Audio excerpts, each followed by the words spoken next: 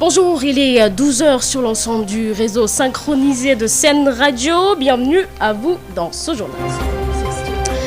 À la une de l'actualité, la journée mondiale de l'environnement célébrée ce 5 juin. Au Sénégal, le constat est amer.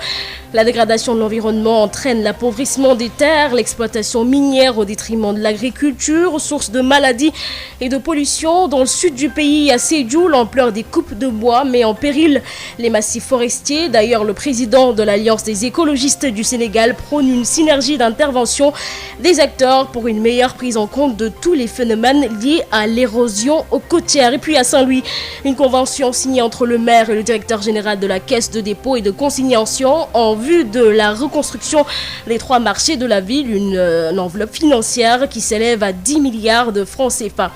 L'actualité nous amènera également au Burkina Faso où au moins 100 civils ont été tués dans une attaque d'un village dans le nord du pays. En sport, match amical international, le Sénégal face à la Zambie ce soir à 19h au Stade Lat Dior de Thiès. Une 8e confrontation entre les deux nations. Le Stade Lat Dior fin prêt pour accueillir les Lions de la Teranga et les Chili Polo. Seuls 6000 supporters autorisés à assister à ce match. Sud Midi. Aïssatou Gueye-Ba. À la présentation, Papa Abdoulaye Dieye assure la mise en onde de ce journal. Merci de nous choisir pour vous informer. Une édition d'information que nous démarrons d'avant avec cet avis de houle dangereuse attendu au large de Saint-Louis. L'Agence nationale de l'aviation et de la météorologie, ANACIM, annonce une houle dangereuse de secteur nord-ouest pouvant atteindre ou dépasser 2,5 mètres au large de Saint-Louis à partir de ce samedi à 20h. Dans un bulletin météorologique spécial transmis à la PES, l'agence signale une houle dangereuse de secteur nord-ouest pouvant atteindre ou dépasser 2,5 mètres à 45 km au large de Saint-Louis à partir du samedi à 20h au dimanche à 6h. Nous dit l'APS. Je vous le disais en titre, célébration ce samedi de la journée internationale ou mondiale de l'environnement. Le constat est amer avec la dégradation de l'environnement qui engendre l'appauvrissement des terres cultivables. À cela s'ajoute l'exploitation minière au détriment de l'agriculture, source de maladies et de pollution. La coordonnatrice de Enda Prona estime que l'État doit promouvoir l'agroécologie ou l'agri-écologie pour une agriculture durable. Mariam Sao, présidente du réseau international de Enda Tiers-Monde et coordonnatrice de Enda Prona, est avec Elaj Moustachia. C'est ce grand constat qui a été fait de par le monde entier sur la dégradation de notre environnement physique, la dégradation de notre santé et la dégradation aussi de nos systèmes économiques qui sont les conséquences de la dégradation de notre environnement, c'est-à-dire la désertification, l'appauvrissement des terres qui aujourd'hui joue sur la productivité et l'autosuffisance alimentaire devient problématique. Mais en même temps aussi la raréfaction des pluies, plus l'irrégularité de tout ce dérangement de nos écosystèmes. Donc du coup, heureusement qu'il y a plusieurs organisations qui ont pris conscience de cela et qui ont été même créées, si je prends le cas de ENDA, depuis les années 72 avec Rio, a dit halte à la méthode d'utilisation, de consommation de nos ressources naturelles. Si ça continue comme ça, c'est pas bon. Halte à l'utilisation de certains produits qui détruisent la terre, certaines pratiques de production qui consistent à tout couper, à tout, voilà. Donc là, aujourd'hui, plusieurs acteurs sont engagés à des changements significatifs. Et c'est heureux aussi, même si c'est pas encore au fait que l'État fait aujourd'hui de la dégradation de l'environnement une préoccupation de taille. Maintenant, il ne faudrait pas confondre deux choses. Il faut agir sur plusieurs leviers. Certes, il faut organiser le reboisement urbain. Mais en organisant le reboisement urbain, il faut arriver à avoir une vision beaucoup plus large de l'urbain avant de continuer à avancer, à construire, à entasser les gens, à supprimer un environnement sain à travers tout ce béton armé, à travers toute cette circulation aussi qui nous bousille aujourd'hui la santé et la vie. Donc, il faut aller sur plusieurs vitesses. Non, je crois qu'il faudrait aussi avoir une conception de notre urbanisation en tant qu'Africains. Parce que aussi, les milieux sont peuplés par des agriculteurs et des éleveurs qui ont aussi le droit de vivre dans ces terroirs. Mariam Sao, présidente du réseau international de Enda Tiers-Monde, qui sera notre invité à la fin de ce journal. La journée mondiale de l'environnement célébrée également à l'UCAD. Nous y reviendrons certainement dans nos prochaines éditions avec des éléments sonores. La planète entière célèbre l'environnement ce 5 juin autour du thème générique de la restauration des écosystèmes. Dans le sud du pays, l'ampleur des coupes de bois met en péril les massifs forestiers, notamment sur toute la bande frontalière avec la Gambie. L'association des volontaires pour la protection de l'environnement renforce la veille sentinelle, mais sollicite plus de moyens humains et matériels pour sauver les dernières réserves de couvert végétal dans la zone. La correspondance de Moussa Dramé. Il ne se passe plus en effet une semaine sans qu'aucun cas de coupe de bois ne soit signalé dans l'extrême nord de la région de Sédhiou, frontalier à la Gambie. L'ampleur du pillage inquiète les membres de l'association des volontaires pour la protection de l'environnement AVPE. Son président, Imam Mamadou Seydou Diallo, confirme.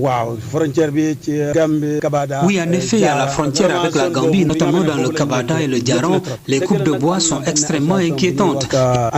Il est vrai que l'association gambienne Anti-Forest Fire fait des efforts, mais le mal persiste toujours. Nous continuons à dénoncer et cherchons des partenaires pour un accompagnement économique des populations.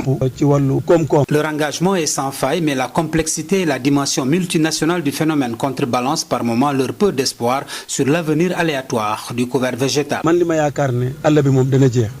commence à perdre espoir. Je pense qu'il faut mettre la pression sur les acheteurs, car si ne voient personne pour vendre, ils vont sans doute cesser. Décidés et engagés à sauver les dernières réserves de forêt encore debout, les membres de l'association des volontaires pour la protection de l'environnement et les femmes des différents groupements maraîchers ont construit un poste forestier à Diallokounda, mais les moyens d'équipement ne suivent pas, selon Imam Mamadou Seydou Diallo, le président de l'AVPE. Il est tout aussi vrai que les autorités, notamment le directeur des eaux et forêts, l'inspecteur régional des départementales, font des efforts remarquables. Nous avons construit sur fonds propres un poste forestier à Diallokounda et ils y ont affecté un personnel. Mais il faut les renforcer en effectif et en moyens logistiques. À Diallokounda comme ailleurs, sur toute la bande frontalière avec la Gambie, l'avenir des forêts reste suspendu à la seule volonté des trafiquants prêts à défier l'autorité, mais hélas avec la complexité des populations autochtones. Moussa Dramé, Sédhiou, Sud FM. Moussa Dramé, direction Saint-Louis, où le président de l'Alliance des écologistes du Sénégal prône une synergie d'intervention des acteurs pour une meilleure prise en compte de tous les phénomènes liés à l'érosion côtière. En tournée à Saint-Louis, Baye Salamar préconise à ce qu'on puisse prendre le temps nécessaire d'étudier les phénomènes et de les comprendre avant toute intervention. Il est allé même à la rencontre des populations de Saint-Louis en cette journée mondiale de l'environnement. Ces propos sont recueillis par Yves Tenay. Le message aujourd'hui serait en adéquation avec le thème de la journée mondiale qui est de restaurer les écosystèmes. Et quand on parle d'écosystèmes, ici à Saint-Louis, on a vu qu'il y a un phénomène qui est là, qui est exacerbé par les changements climatiques, qui s'appelle le phénomène de l'érosion côtière. Et ceci aussi a été accentué par l'ouverture de la brèche ici à Saint-Louis. Donc notre message va à cet endroit-là, d'une synergie d'intervention des acteurs pour une meilleure prise en compte de tous les phénomènes qui sont liés à l'érosion côtière. Ça, c'est le premier message. Le deuxième message, c'est que si on prend les phénomènes combinés de changement climatique et d'ouverture de la brèche, on voit nettement que cet écosystème-là est un écosystème qui est fragile et qui est fragilisé. Donc, nous, on fait un appel pour quand même qu'on puisse prendre le temps d'étudier les phénomènes et de les comprendre avant toute intervention. C'est ça en réalité qu'il faudrait faire.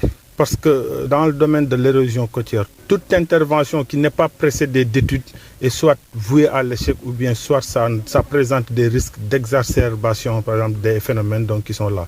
Il faudrait toujours prendre le temps de faire des études et de comprendre les phénomènes en matière d'érosion côtière, parce qu'on lutte contre toute une dynamique marine.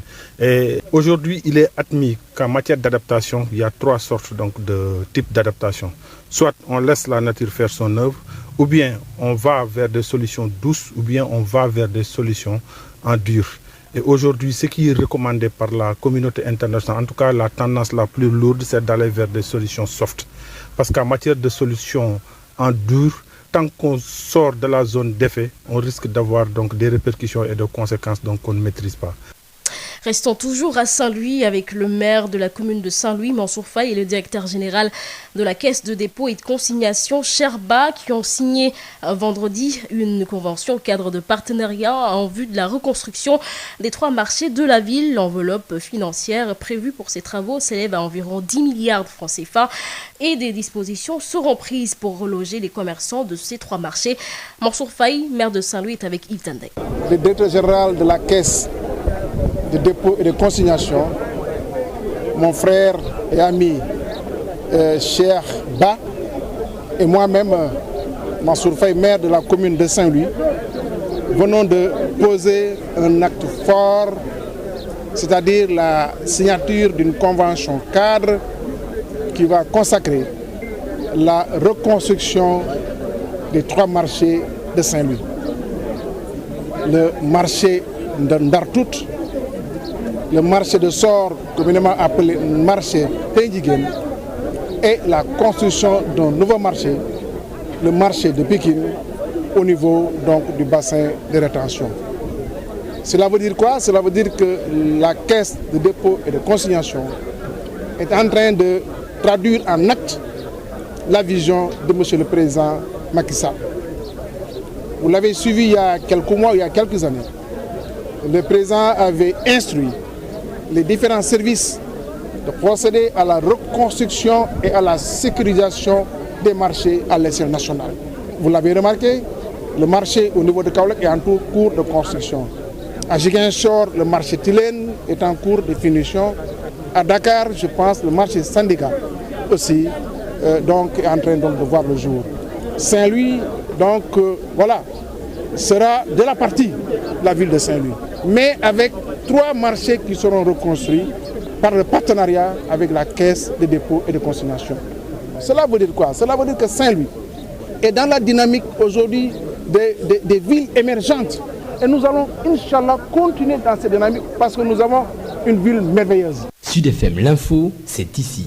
Faisons le point sur la situation épidémiologique au sein du pays. 50 cas sont revenus positifs, dont 19 cas contacts et 31 cas issus de la transmission communautaire. Aucun cas importé n'a été enregistré à l'aéroport international Blaise Diagne. Un décès recensé hier vendredi. À ce jour, 41 631 cas ont été déclarés positifs, dont 40 228 guéris, 1145 décédés et 257 patients sous traitement. Ce vendredi, 2439 personnes ont été vaccinées, portant le nombre total à 463 194 personnes vaccinées sur toute l'étendue du territoire national. Sud FM vous transporte partout au Sénégal et dans le monde.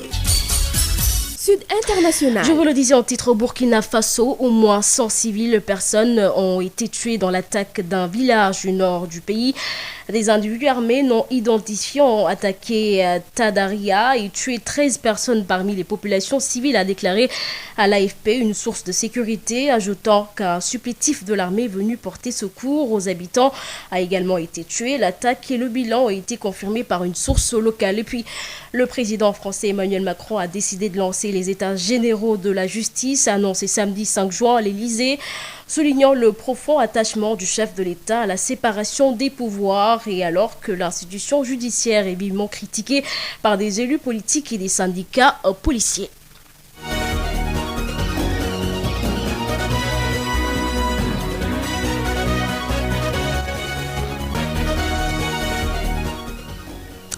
L'actualité sportive, direction le stade Lat Dior, qui est enfin prêt pour accueillir les Lions de la Teranga et les Chipolo Polo dans le cadre du match amical international. Le Sénégal face à la Zambie ce soir à 19h au stade Lat Dior de Thiès. Ndiaye, vous êtes en direct. Oui, bonjour madame. Voilà madame, nous sommes ici au stade Lat Dior. Se bouscule devant les guichets pour s'arracher les billets parce que la CAF a autorisé 6 000 billets et la fédération a décidé de vendre exactement 5 985 billets. Je le disais tantôt, le public sportif thiessois qui se réjouit d'abord de pouvoir enfin aller au stade pour supporter son équipe, mais ce public n'a qu'un seul mot à la bouche, gagner avec la manière. Selon le 12e Gaïndé Thiessois, le Sénégal doit justifier son statut de numéro 1 en Afrique et 22e mondial. Ici au Stade Lat Dior, je l'ai dit, la vente des billets a déjà démarré et bien démarré. Et on peut dire que tout est fin prêt, que l'organisation est prête. On peut dire que l'organisation est prête. On peut dire que toute l'organisation est prête. Merci beaucoup. Bon, toute l'organisation est prête. Hein. Nous sommes en train de mettre en place les derniers réglages pour que ça se passe dans de bonnes conditions. Voilà. Donc voilà, Aïssatou, il faut dire qu'ici au Stade Lat Dior, les guichets ont été envoyés depuis maintenant quelques heures et que les billets pratiquement sont presque finis. En tout cas, c'est tout ce qu'on peut retenir. Peut-être revenir un peu sur la conférence de presse hier. 2 entraîneurs, 2 coachs qui disent qu'ils vont livrer un excellent match. Aïssata, c'était Eumeniaï depuis le Stade Lat Dior pour Sud FM. Merci beaucoup, Eumeniaï. Une 8e confrontation entre le Sénégal et la Zambie sur les 7 matchs qui ont opposé les 2 équipes. Le Sénégal est devant avec 3 victoires contre 2 défaites. Ben Michel Confoudi. 7 confrontations, dont 4 en Coupe d'Afrique des Nations, 2 en éliminatoire de la CAN ou du Mondial et 1 en Friendship, ont opposé les Chipolopolo aux Lions de la Teranga. Le Sénégal a l'avantage sur les statistiques avec 3 victoires contre 2 défaites et 2 matchs nuls. L'histoire footballistique entre Lyon et Chipolopolo a démarré avec un événement tragique survenu en 1993, précisément le 27 avril. L'équipe zambienne qui était à bord d'un avion militaire a fait un crash dans l'océan Atlantique au large de Libreville au Gabon. Aucun membre de cette délégation qui se rendait à Dakar pour jouer un match comptant pour les éliminatoires n'avait survécu à cet accident. La star de l'équipe Kalusha Bwalia, retenue par le PSV Eindhoven, avait échappé à ce destin tragique. Et l'année suivante, il a mené les Chipolopolo en finale de Coupe d'Afrique des Nations, éliminant sur son parcours les Lions de la Teranga. Ben Michel Confoudi, Ziguinchor, Sud FM. Ben Michel Confoudi, des supporters qui se disent optimistes pour le match de ce soir. Le Sénégal possède un bon effectif de joueurs, mais le problème reste le coaching. Micro-trottoir d'Odi Mikila. On a fait un rêve, parce que pour moi, c'est pas Zambie. Pour moi, on cherche l'autre équipe plus forte que Zambie. Parce qu'on a un effectif sur les papiers, on est une très bonne équipe. Le problème, c'est le coach. Juste dire que la dernière fois, j'étais contre à ce que Aliou Cissé dans un match officiel essaie des systèmes nouveaux, 1, 3, 5, 2. Mais dans un match amical, il peut se permettre de faire des tests, d'essayer. Parce qu'on va rencontrer des équipes qui vont jouer sur des formats différents. Mais quand on essaie sur des matchs amicaux, pas avec un match officiel. Là qu'il essaye, d'accord. Et puis il a du monde avec lui, ils peuvent essayer sur les 2 matchs, voir tous les joueurs. Mais le Sénégal est friand de beaux jeux, de buts. Il faut qu'il essaie de faire plaisir aux gens et qu'il essaie de gagner ce match-là avec la manière. Pour moi, à tous les niveaux, on a les joueurs pour. Et tous les postes sont doublés. Donc il peut essayer tous les schémas de jeu qu'il veut dans un match amical. Je crois qu'après 6 ans de présence ou 5 ans de présence, connaître son monde et connaître le système pour lequel le Sénégal est opérant. Ne pas tout le temps chercher. À trop chercher, on ne trouve rien du tout. Il a un système, il se cale dans son système, il a une alternative, il peut remplacer éventuellement quand ça ne va pas. Mais faire 5, 6 systèmes, essayer tout le temps, non.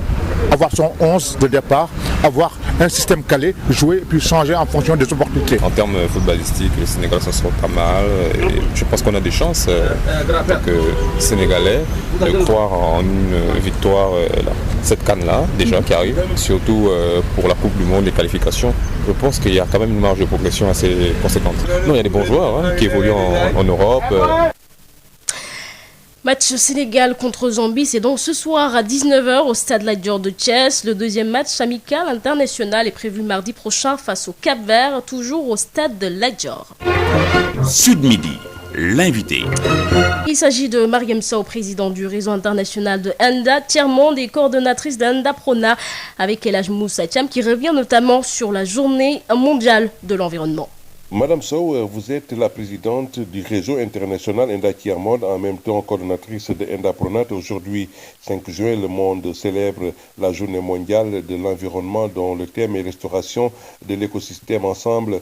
Alors, les défis environnementaux sont énormes au Sénégal. Qu'est-ce qu'on peut retenir par rapport à cette thématique?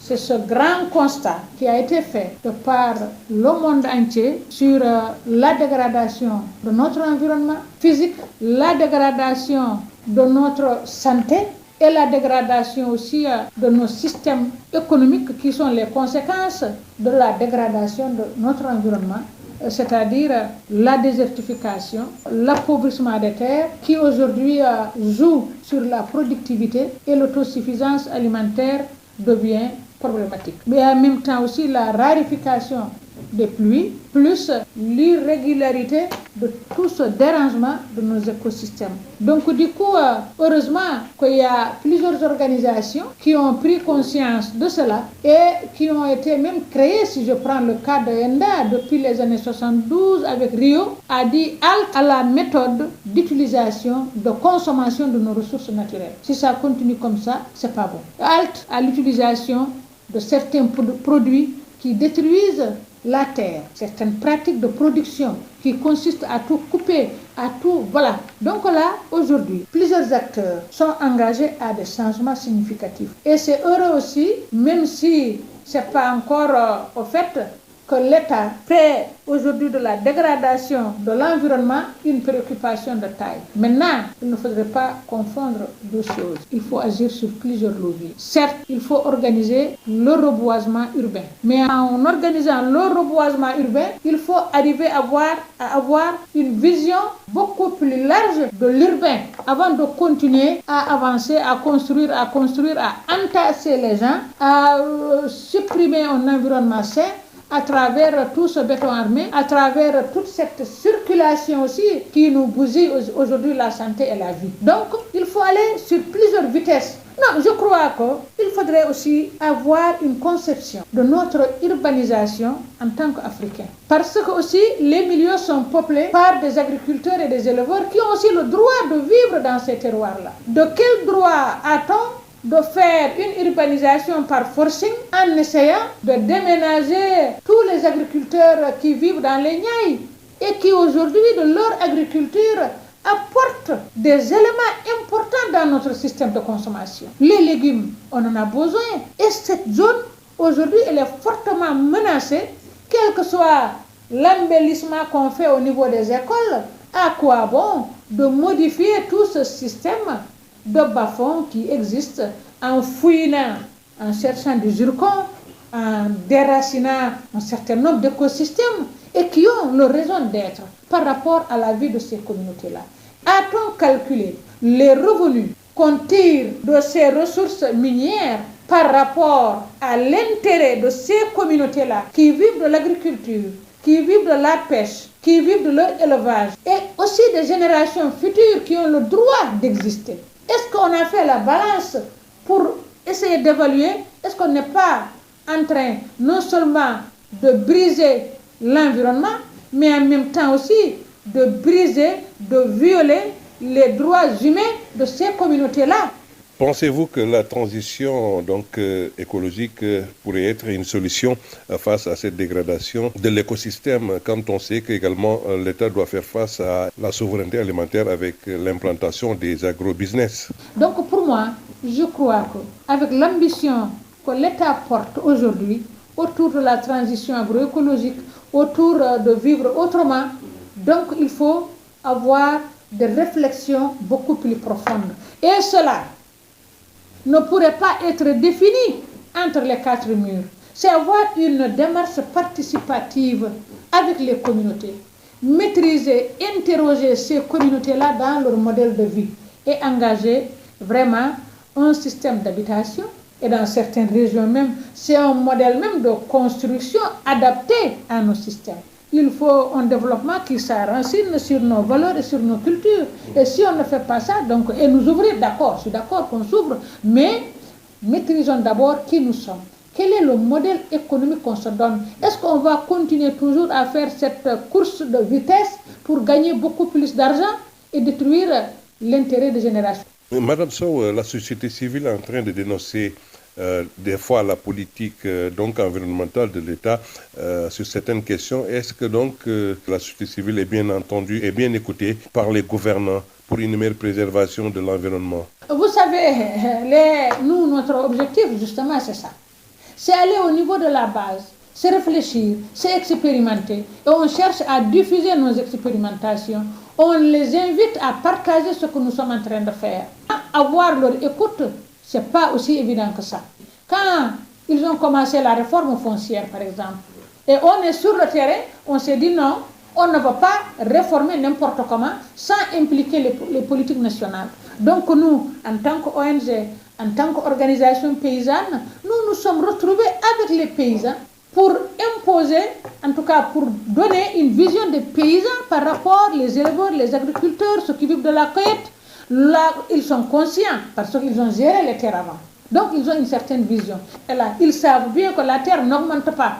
Et elle continue à se faire calciner par les changements climatiques. Donc, ils ont gouverné, ils ont vécu la loi sur le domaine national. De tout ça, on a sorti des documents qu'on appelle les dires des paysans, qui ont donné leur vision. Et là-bas, moi je suis allée avec eux pour remettre le document au président. Je suis allée avec le professeur Souran. Mais après, le président n'a pas du tout regardé. Mais au moins, ces temps-ci, on voit ces sorties ne sont pas loin de la vision que la société civile a sortie. Parce qu'on a dit non à l'immatriculation, à donner des titres fonciers aux terres rurales. Et comme je vous ai dit aujourd'hui que l'argent est en train de tout bousiller, et les jeunes là, aujourd'hui, s'ils ne s'en sortent pas, ils vont partir, ils vont bazarder les terres, elles seront vendues. Et ils vont revenir encore, comme ils font actuellement en Espagne, un peu partout, cueillir les melons des Espagnols d'ici là. Déjà, ça se fait. Cueillir les haricots, les pommes de terre de ciel indien dans le Wallobrak. Et ça ne paye pas son nom. Donc nos jeunes seront perdus.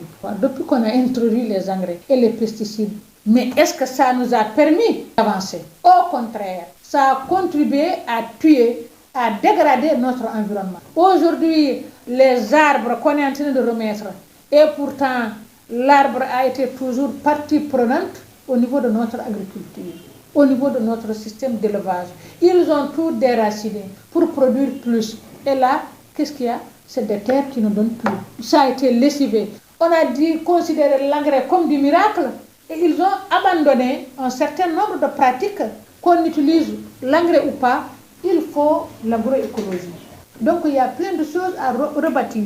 Comme le président a dit qu'il fait de la transition agroécologique un axe prioritaire, et de par le monde aussi, c'est ce que tout le monde dit, il faut qu'il arrive à croire que cette agroécologie-là, elle doit être portée par les Sénégalais. Mais c'est pas, si on ne fait pas attention aussi, c'est les multinationales qui risquent de prendre ce beau mot en termes de concept qui n'est autre que notre agriculture paysanne qui mérite d'être accompagnée scientifiquement, qu'ils vont mettre en route pour dire qu'ils vont produire pour nous à la place de nos peuples. La revue de la presse sur Sud FM. Sud Quotidien, Wolf Quotidien, Le Soleil, Le Populaire, l'Obs. La revue de la presse sur Sud FM. Écoutez la différence. Aïssatou Gueiba. 12h42, c'est la fin de ce journal, mais avant de nous quitter, le rappel des titres. La journée mondiale de l'environnement célébrée ce 5 juin au Sénégal, le constat est amer. La dégradation de l'environnement entraîne l'appauvrissement des terres, l'exploitation minière au détriment de l'agriculture, source de maladies et de pollution. Dans le sud du pays, à Sédhiou, l'ampleur des coupes de bois met en péril les massifs forestiers. D'ailleurs, le président de l'Alliance des écologistes du Sénégal prône une synergie d'intervention des acteurs pour une meilleure prise en compte de tous les phénomènes liés à l'érosion côtière. À Saint-Louis, une convention signée entre le maire et le directeur général de la Caisse de dépôt et de consignation en vue de la reconstruction des 3 marchés de la ville. L'enveloppe financière s'élève à 10 milliards de francs CFA. Des dispositions seront prises pour reloger les commerçants.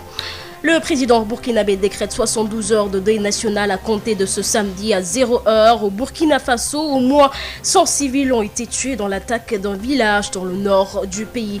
En sport, match amical international, le Sénégal face à la Zambie ce soir à 19 heures au stade Lat Dior de Thiès. Une 8e confrontation entre les deux nations. Le stade Lat Dior, fin prêt pour accueillir les Lions de la Teranga et les Chipolopolo. Ou plutôt seuls 6000 supporters autorisés à assister à ce match. Vous avez suivi les précisions de notre reporter sur place, Ndiaye, dans ce journal. Un journal qui arrive d'ailleurs à sa fin. Merci de l'avoir suivi. Merci également à Pape Abdoulaye qui en a assuré la mise en onde. À 13h, retrouvez Odile Mikilan pour le prochain bulletin d'information. Ce sera en Wolof, bien entendu. Passez d'agréables moments en compagnie des programmes de Sen Radio.